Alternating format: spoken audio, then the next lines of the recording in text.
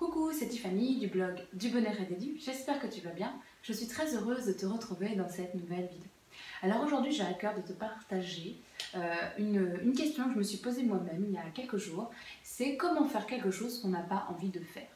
Et donc, qu'est-ce qui m'est arrivé il y a quelques jours? C'est que j'étais dans mon lit et j'avais vraiment la flemme de tout. J'étais en train de me dire dans ma tête, d'imaginer, de faire à l'avance tout ce que j'avais à faire dans ma journée. Ça. Et j'avais vraiment pas envie de me lever. Et je me suis dit, bon, il va falloir quand même se lever, qu'est-ce que je peux faire? Et en fait, j'ai eu un déclic. Je me suis dit, mais oui, en fait, je suis en train d'avoir peur. Parce que je suis en train de cumuler dans ma tête tout ce que j'ai à faire. C'est-à-dire que mes épaules, avant même de m'être levée, elles sont déjà complètement emprisonnées dans le poids de tout ce que j'ai à faire. Finalement, je vais me débarrasser de ça. Je vais juste me poser cette question, qu'est-ce que j'ai à faire maintenant?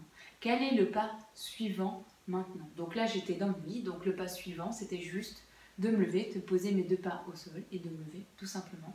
Et après, je me laisse le choix, qu'est-ce que je fais comme pas suivant? C'est-à-dire que des fois, on a la flemme de faire les choses, tout simplement parce qu'en fait, on est en train de s'imaginer de les faire et de cumuler plein d'autres choses par-dessus. Et donc, si on arrête, si on se débarrasse de tout ça, si on arrête de faire les choses par anticipation, on va pouvoir les faire dans le présent, là, maintenant.